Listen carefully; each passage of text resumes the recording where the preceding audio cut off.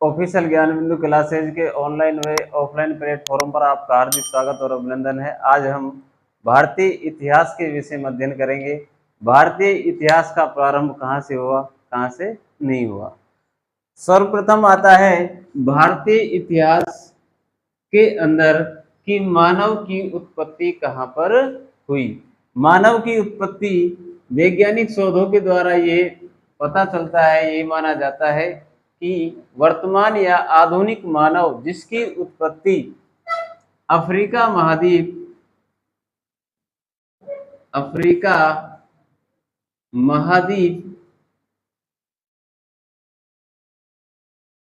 में हुई थी, यह माना जाता है।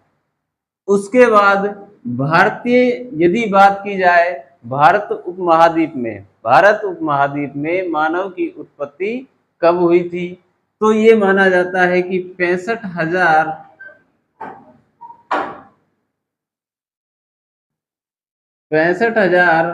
वर्ष पूर्व अफ्रीका महाद्वीप से भारत उपमहाद्वीप में प्रथम मानव चलकर आया था। ये भारतीय महाद्वीप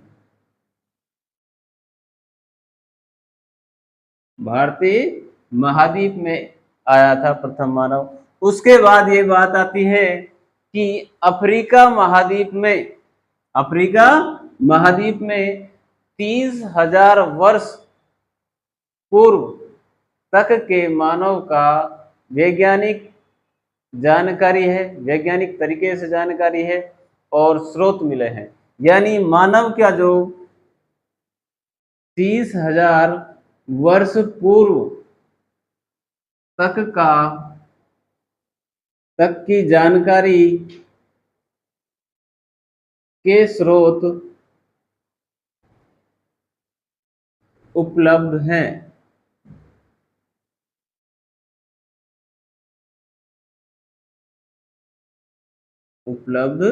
हैं। यानी 30,000 वर्ष पूर्व तक के मानव के जितने भी कोई शिलालेख है, कहीं पर कोई ताम्र लेख है, कहीं पर ऐसे कई चीजें वहां पर मिली हैं, जिन स्रोतों से ये पता लगाया जा सकता है कि 30,000 वर्ष पूर्व तक के मानव का यहाँ पर अध्ययन किया जाता है।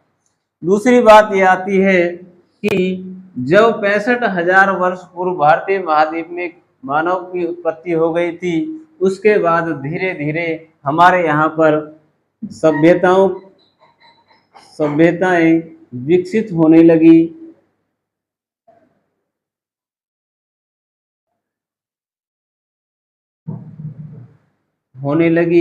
और ये सभ्यताएं हड़प्पा सभ्यता, सिंधु घाटी सभ्यता आदि सभ्यताओं के नाम से जानी जाती है, वो जानी गई है। बात ये आती है कि जो ये मानव था, इस मानव को क्या बोला गया है। प्रश्न आता है कि पूर्व युगीन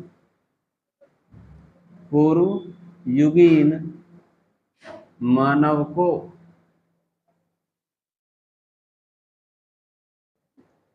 क्या कहा जाता है। पूर्व युगीन मानव को क्या कहा जाता है, तो अपना आता है होमो सेपियंस।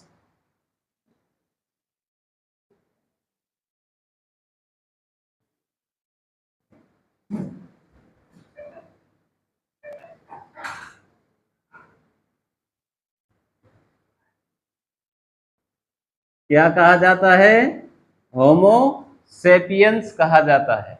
इस मानव को होमो सेपियंस कहा जाता है, जिसके विषय में कहा गया है कि इसकी जो बनावट है वह चिंपांजी की तरह मानी गई थी। जैसे उसके पूंछ थी, बाल बड़े थे और जो भी मानवीय संरचना होती है वो चिंपांजी की तरह ही जिसको आदि मानव बोलते थे, वो उसी के ही सारे लक्षण उसमें दिखाई देते थे। इसको उतार लीजिए।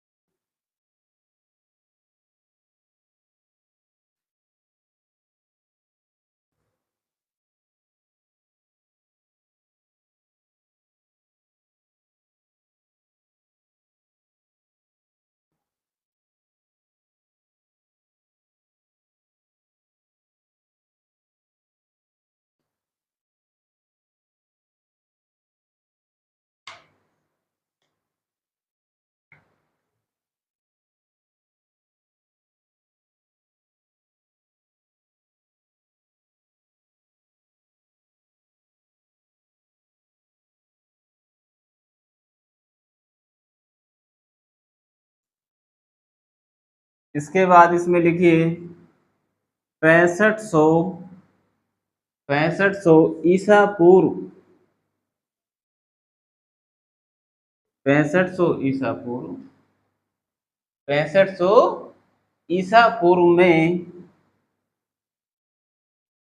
खाद्य सामग्री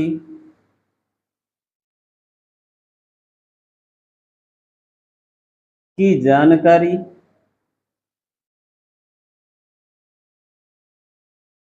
पशुओं की जानकारी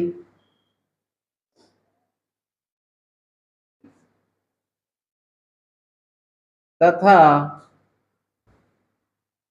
कृषि योग्य भूमि, कृषि योग्य भूमि तथा कृषि योग्य भूमि तथा भूभाग का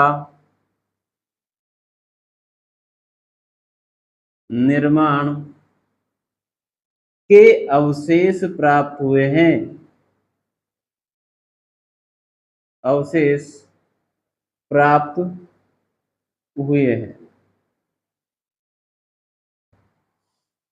के अवशेष प्राप्त हुए हैं। यहां तक इसको एक बार उतार लो, फिर अपन आगे करते हैं।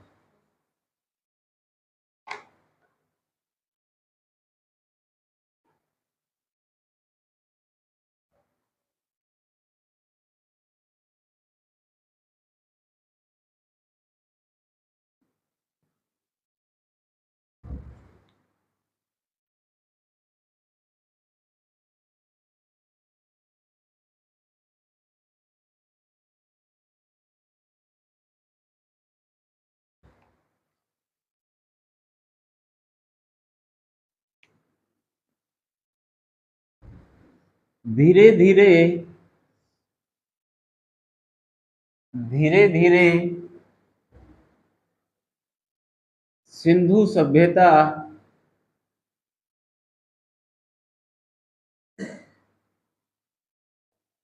जो एक शहरी सभ्यता थी,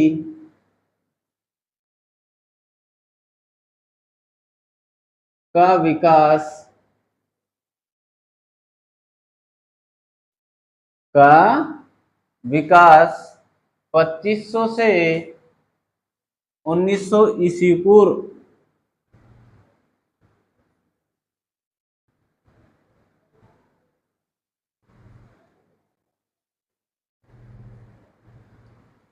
2500 से 1900 ईस्वी पूर्व दक्षिण एशिया जो वर्तमान में पाकिस्तान व भारत में स्थित है,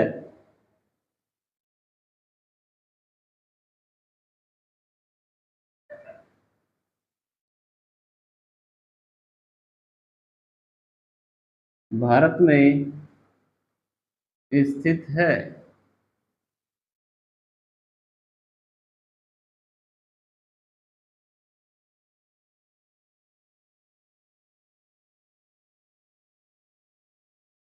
यहाँ पर नवपाषाण युग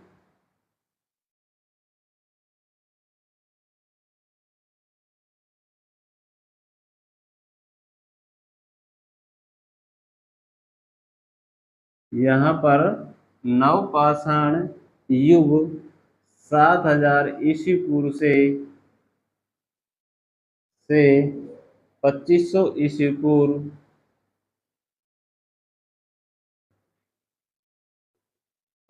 के अवशेष प्राप्त हुए हैं।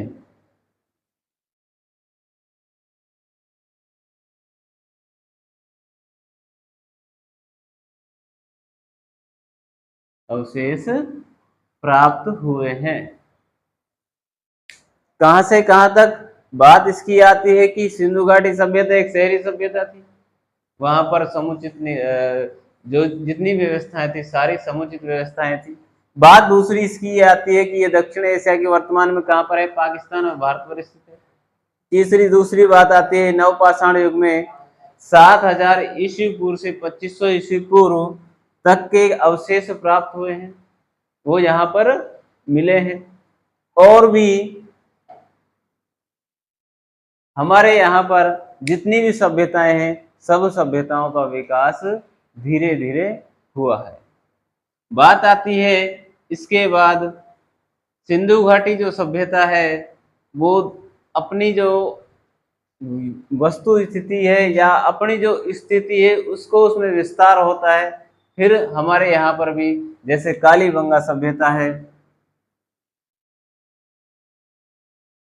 कालीबंगा, पीलीबंगा, बेराट आदि सभ्यताओं का, धोलावीरा है, आदि सभ्यताओं का आदि सभ्यताओं का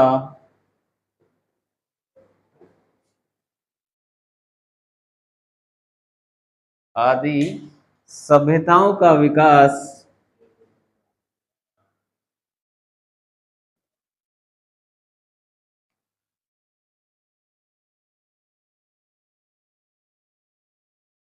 हुआ है,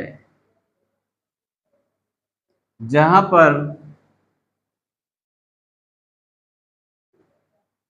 पर हमें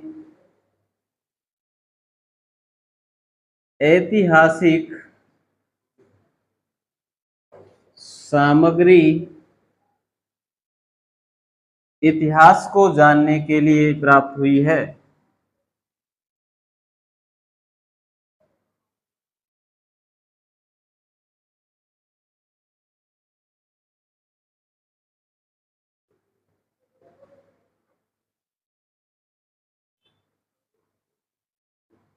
उतार लो इसको, हुई है, उतार लो,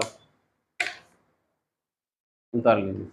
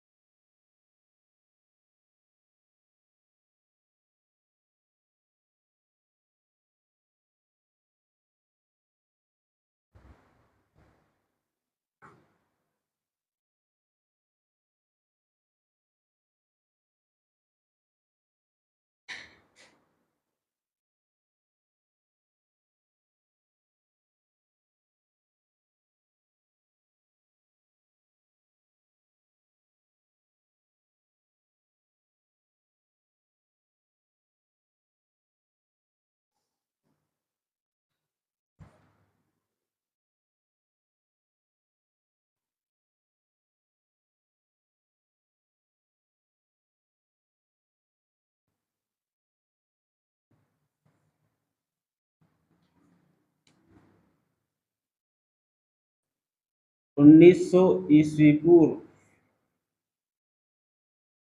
1900 ईस्वी पूर्व इस सभ्यता का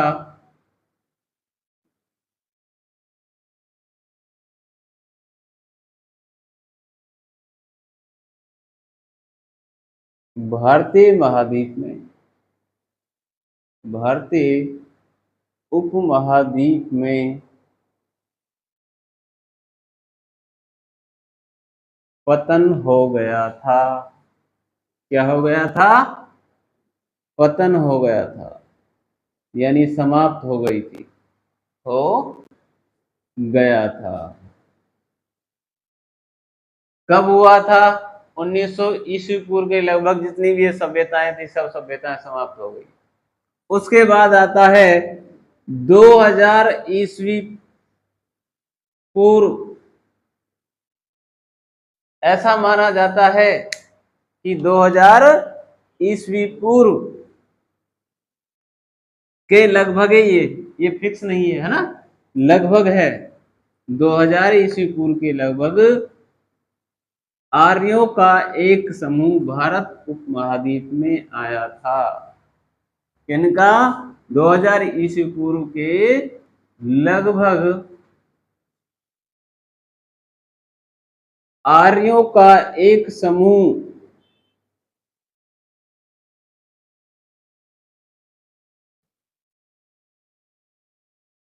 आर्यों का एक समूह भारतीय उपमहाद्वीप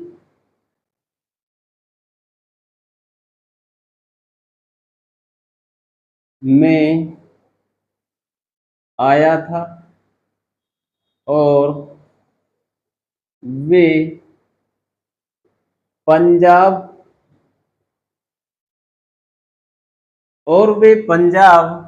के आसपास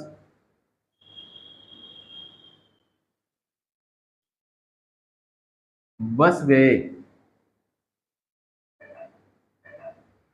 पंजाब के आसपास बस गए। वहां पर उन्होंने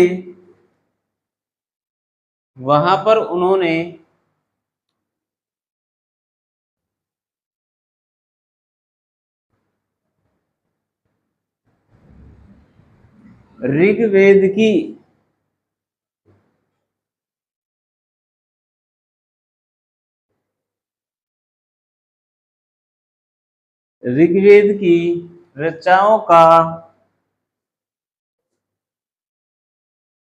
निर्माण किया था। ऋग्वेद की ऋचाओं का निर्माण किया था।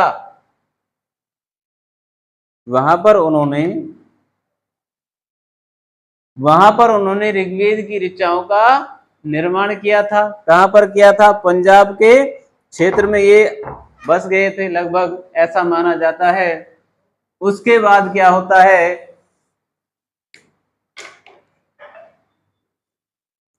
आर्यों ने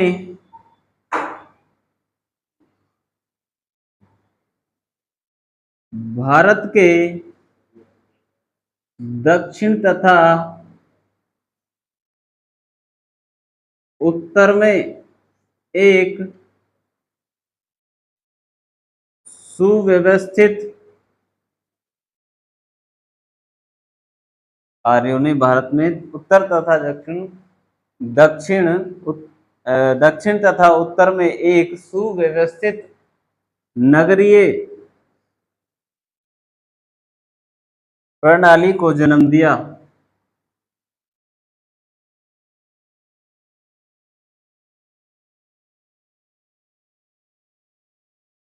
यानी बसाया, जन्म देने का मतलब ये बसाया।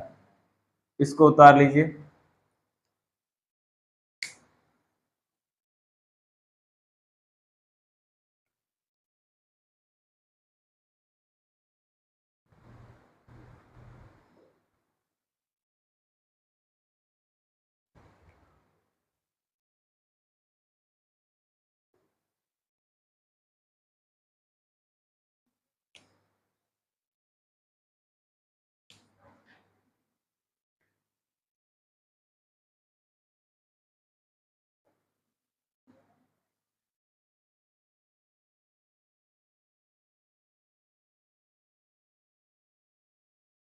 जिसे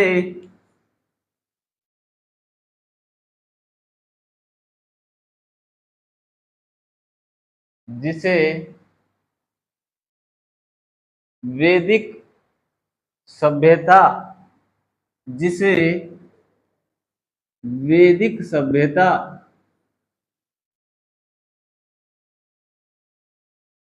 के नाम से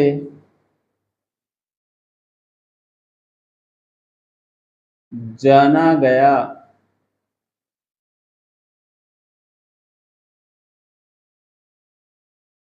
वैदिक सभ्यता के नाम से जाना गया। आर्यों की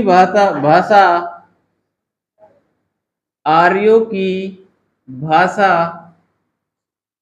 संस्कृत थी। आर्यों की भाषा क्या थी? संस्कृत थी। आर्यों की भाषा क्या थी? संस्कृत थी। जिनमें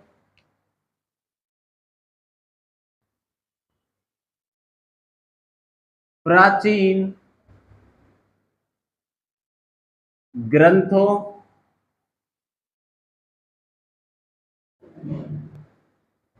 वे बोलचाल की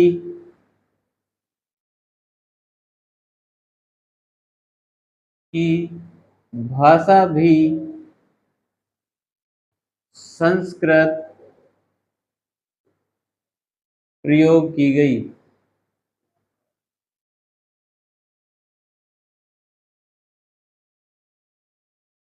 प्रयोग की गई। पहले क्या थी कि जो आर्य थे उन आर्यों ने जो आए थे ऋग्वेद की रचनाओं का निर्माण किया था पंजाब के आसपास। उसके बाद क्या था, इन्होंने एक सुव्यवस्थित प्रणाली को जन्म दिया, यानी एक सुव्यवस्थित प्रणाली के तहत इन्होंने अपने यहाँ पर बसावट की। उसका बाद ये आती है कि उस सभ्यता को किस नाम से जाना जाता है, उस सभ्यता को वैदिक सभ्यता कहा जाता है। वैदिक सभ्यता की जो भाषा थी वो संस्कृत थी, यानी जितने प्राचीन ग्रंथ थे वो बोलचाल की भाषा सब संस्कृत थी। अहम अस्माकम यही चलता था हमारे भारत। उसके बाद क्या होता है ये अपन अब पढ़ेंगे।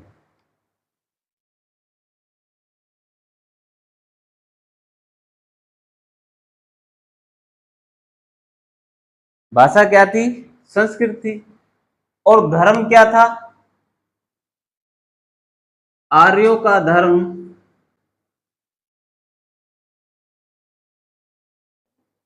वैदिक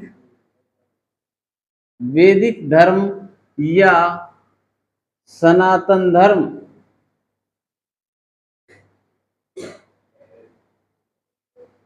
माना गया है, जिसे जिसे बाद में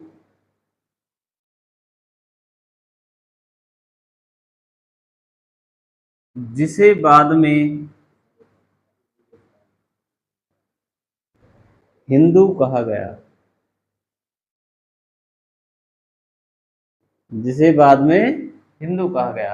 यानी वैदिक जो सभ्यता है, वैदिक सभ्यता यानी वैदिक धर्म या सनातन धर्म, इसका कोई और छोर नहीं है। कहाँ से ये प्रारंभ होता है ना, इसका कोई पता नहीं। लेकिन जो आर्य थे इन्होंने यहाँ पर जो धार्मिक ग्रंथ लिखे थे उन पर यही था कि ये वैदिक धर्म है, ये संस्कृति है, ये हमारी समाज है। उस तरह से किस समाज में रहना कैसे चाहिए, कैसे व्यक्ति को अपने आचार विचार रखने चाहिए, ये सारे हमारे धार्मिक ग्रंथों में लिखा गया है। बात इसकी आती है कि वैदिक सभ्यता कहाँ पर, सरस्वती नदी, सरस्वती नदी के किनारे, नदी के किनारे किनारे विकसित हुई और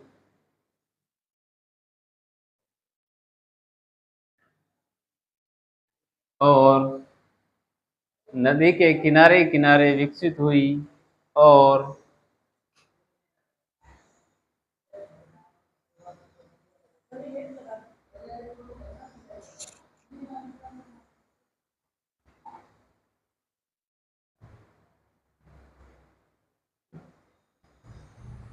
और यहाँ पर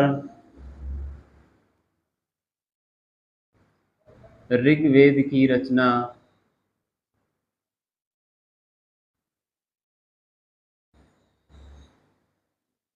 3000 ईस्वी पूर्व मानी जाती है।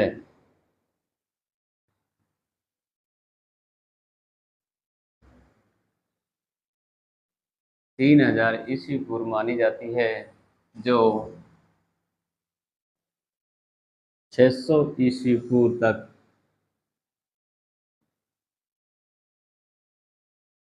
600 ईस्वी पूर्व तक यहाँ अनेक धार्मिक ग्रंथों की, अनेक धार्मिक सामाजिक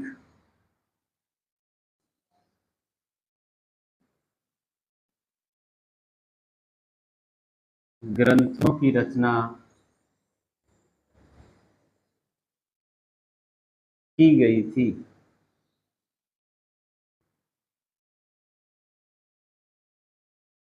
अनेक 600 ईस्वी पूर्व तक यहाँ अनेक धार्मिक व सामाजिक ग्रंथों की रचना की गई थी।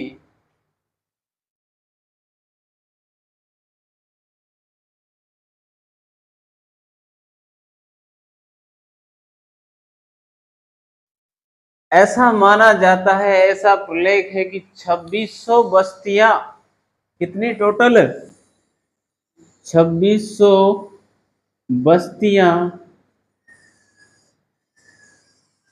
2600 बस्तियां सिंधु घाटी सभ्यता, सिंधु सभ्यता की थी, जिसमें टोटल कितनी थी, 2600 बस्तियां सिंधु सभ्यता की थी, जिसमें सिंधु तट तट पर जिसमें सिंधु तट पर 256 बस्तियां ही थी, बाकी सभी बस्तियां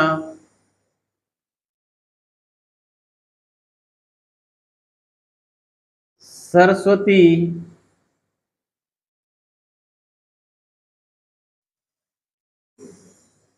नदी के किनारे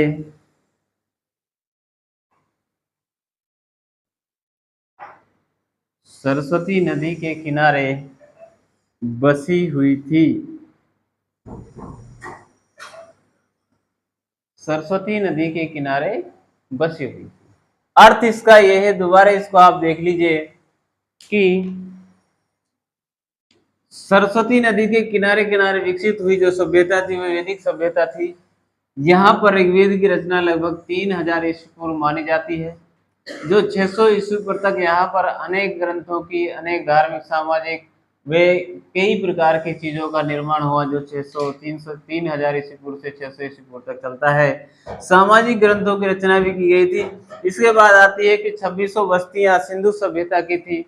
कितनी बस्तियां थी, 2600 बस्तियां। ऐसा माना जाता है कि सिंधु तट पर मात्र कितनी थी, 256 बस्तियां ही वहां पर बसी हुई थी, बाकी की सब कहां पर थी, सिंधु घाटी सभ्यता के पास थी। इसका अर्थ यह है कि जो सरस्वती नदी है वहां पर बस्तियां अधिक बसी हुई थी, वहां का जो क्षेत्र था वो अधिक विकसित था, वहां पर चहल पहल अधिक थी, ऐसा माना जाता है। उतारिए।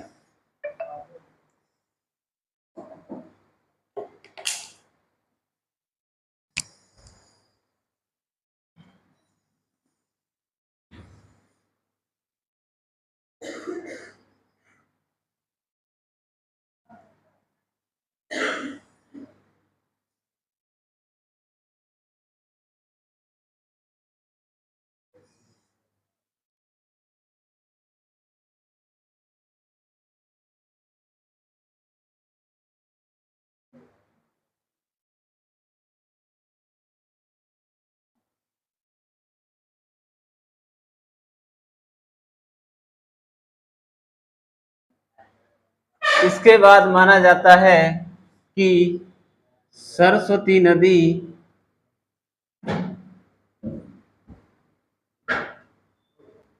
सरस्वती नदी 3000 वर्ष पूर्व,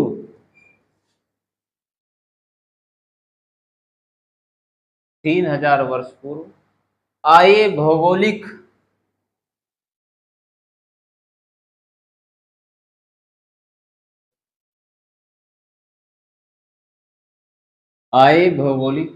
परिवर्तनों के कारण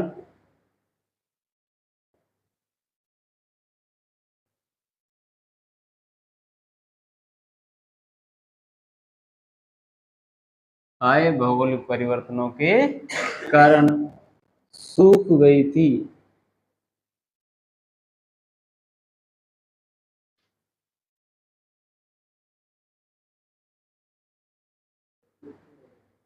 क्या हो गई थी? सूख गई थी। इस कारण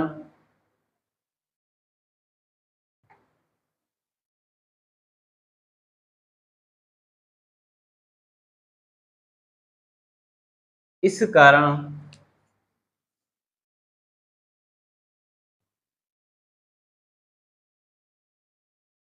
आर्य खानाबदोश जीवन जीने के लिए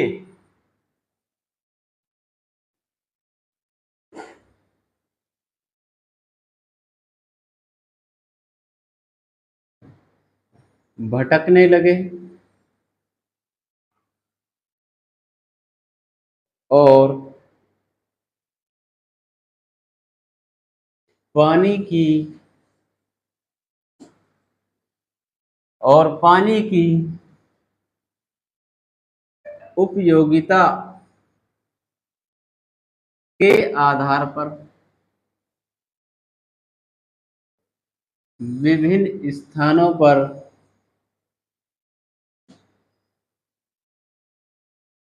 विभिन्न स्थानों पर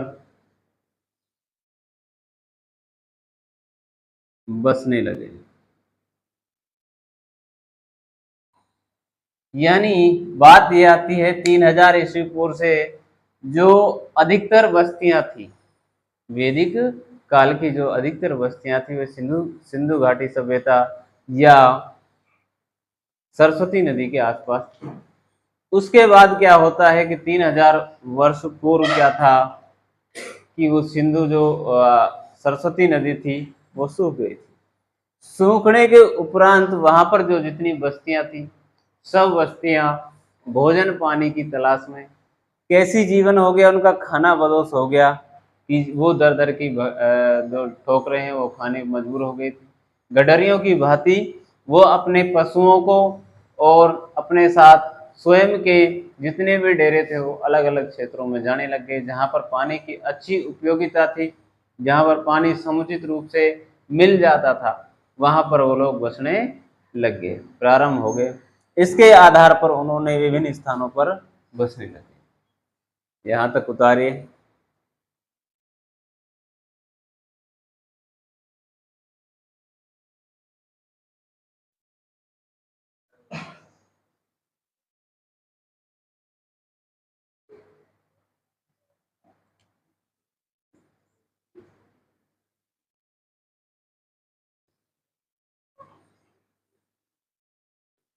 यहाँ मानव ने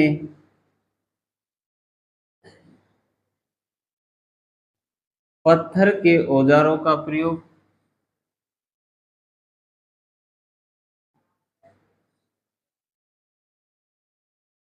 औजारों पत्थर के औजारों वे पशुपालन आदि के आदि के तरीके सीखे।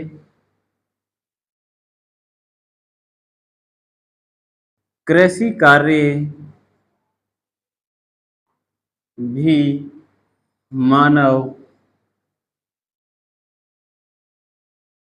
अपनाने लगा। यानी कृषि का जो बीजारोपण है वो भी धीरे धीरे वो करने लग गए थे।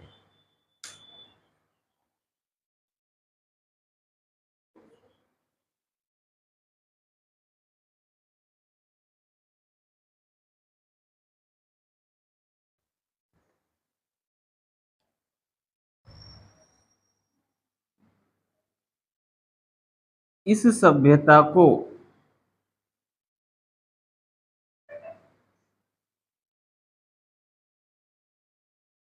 यूथिल सभ्यता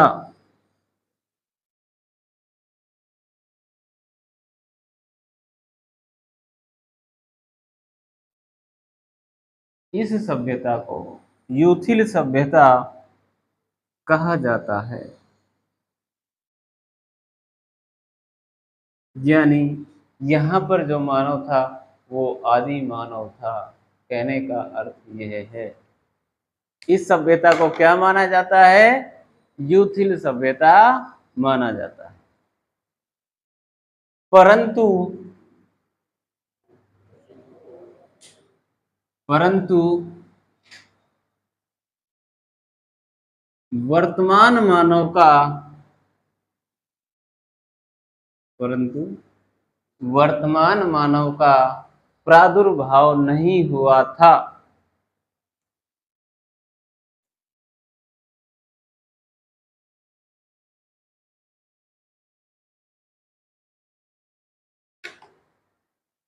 मुस्टेरियन सभ्यता के पश्चात रेडियन मुस्टेरियन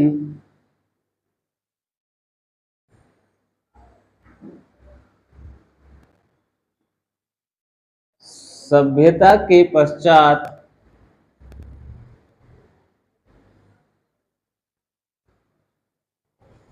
रेडियन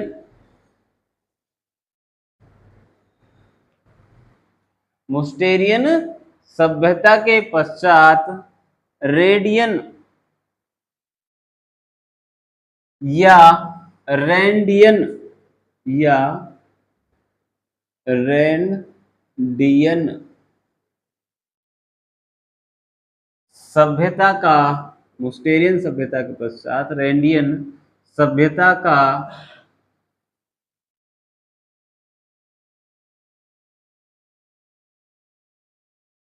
प्रादुर्भाव यानी उदय हुआ।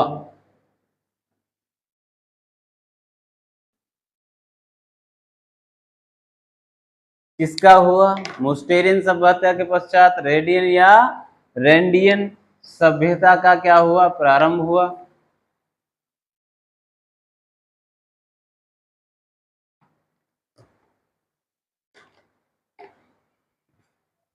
इस समय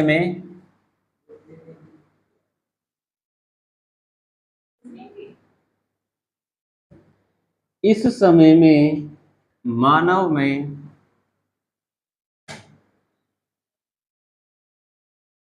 मानव बुद्धि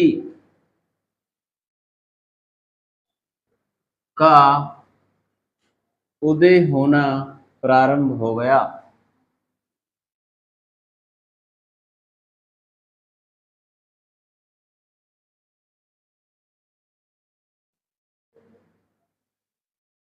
उस समय मानव में मानव बुद्धि का प्रारंभ होने लग गया था।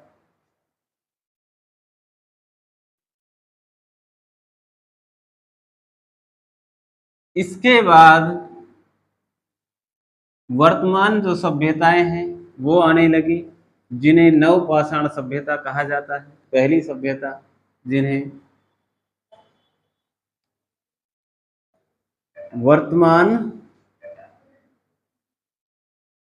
सभ्यताएं पनपने लगी, जिसमें पहली सभ्यता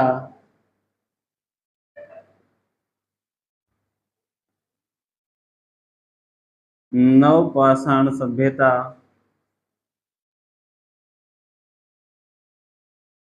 सामने आई।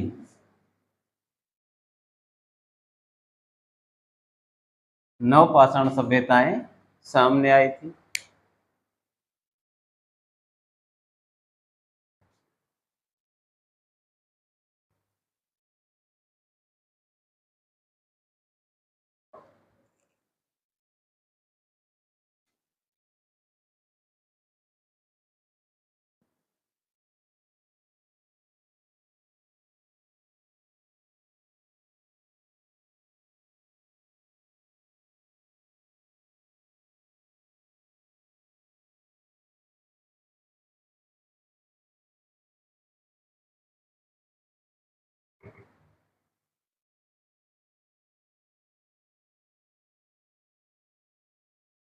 इस सभ्यता का मानव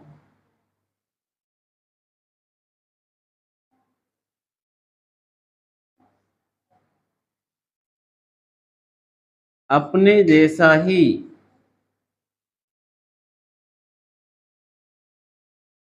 मानव था, अपने जैसा ही मानव था। अर्थ ये है कि यूथिल सभ्यता से नवपाषाण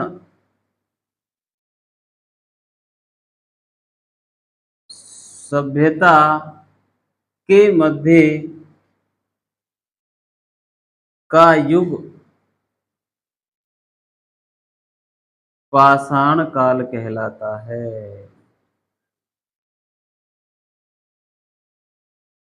क्या कहलाता है? किस किसके मध्य का?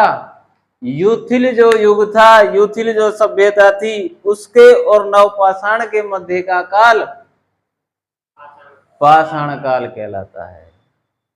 ठीक है, पाषाण काल बहुत पढ़ा है आपने, लेकिन ये पता नहीं था कहां से कहां तक का पाषाण काल था। कहां से था? यूथिल सभ्यता से नवपाषाण के मध्य तक का युग ये पाषाण काल कहलाता है।